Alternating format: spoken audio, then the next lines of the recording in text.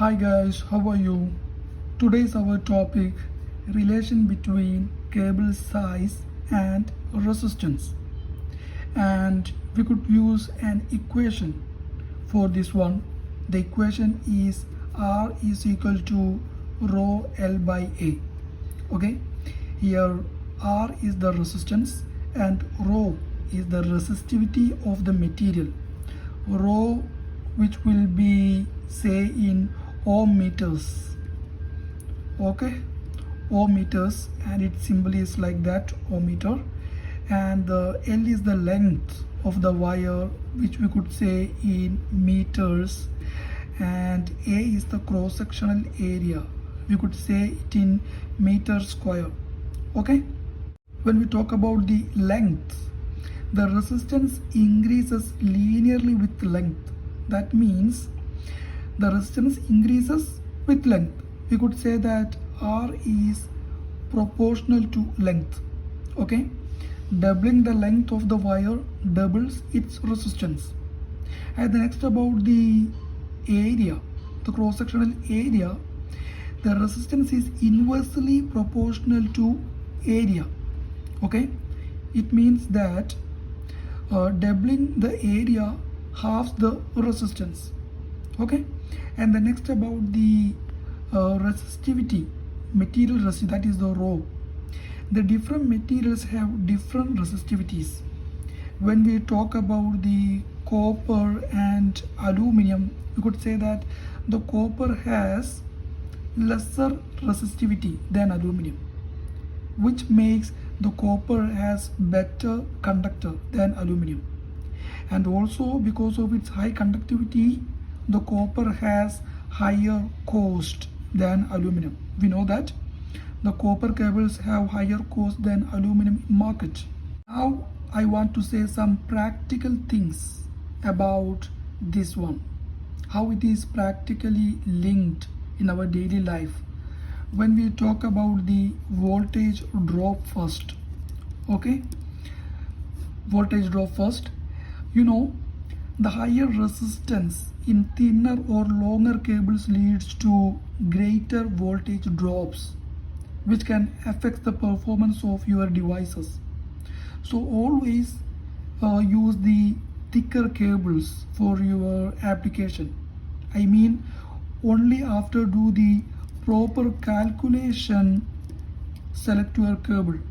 Okay, don't use the thinner cable, use the appropriate calculation and then choose a right cable for your application. And next I want to talk about the heat generation. Okay, the heat generation of our system.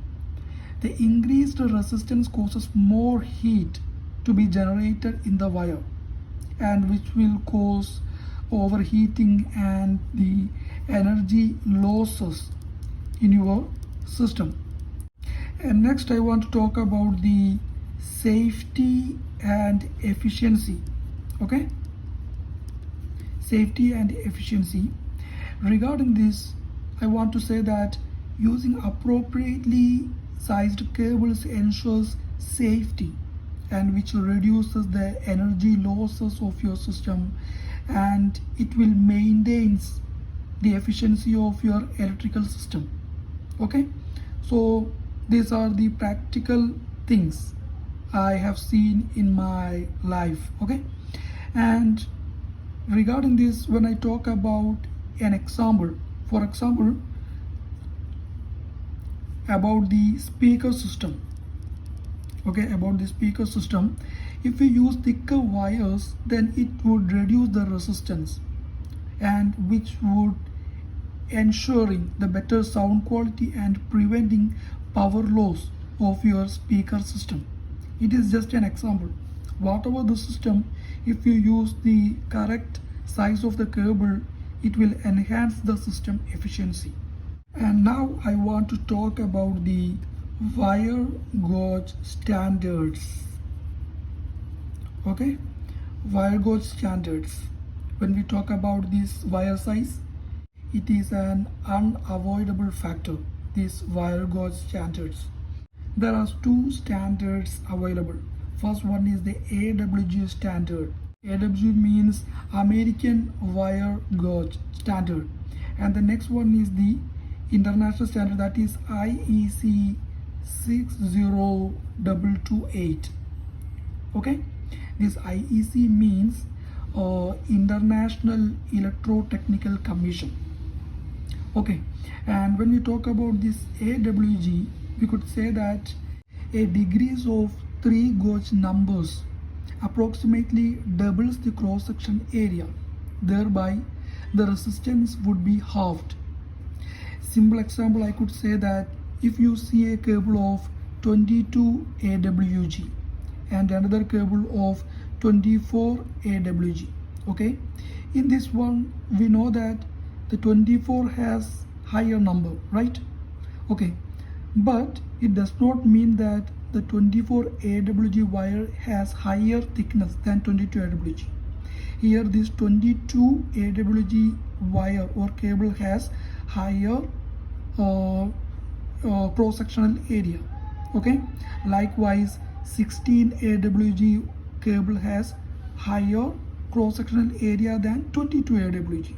Okay, and when we talk about this IEC standard, this defines the wire sizes based on cross-sectional area in mm².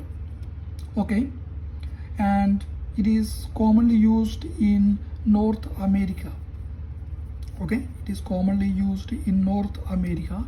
And if you see a cable of 10 mm² and another cable of 16 mm², and in this one we could say that the 16 mm² cable has higher cross-sectional area. It is directly opposite to this AWG system. Okay, so always keep this thing in our mind. And in our daily life we use this mm² cable mostly for the low voltage system, that means LV system, and these AWG we use normally in ELV systems. If you see any BMS system or any the KNX wire, BMS, like that, we normally use this AWG. Okay, so keep this thing on your mind. And I want to say one more thing: selecting a correct wire size according to these standards is very crucial for ensuring that the wire can handle the intended current without excessive resistance or overheating. Okay, I hope you got some valuable information through this video. If you want to have more deep information like this, please subscribe this channel. Thanks for watching.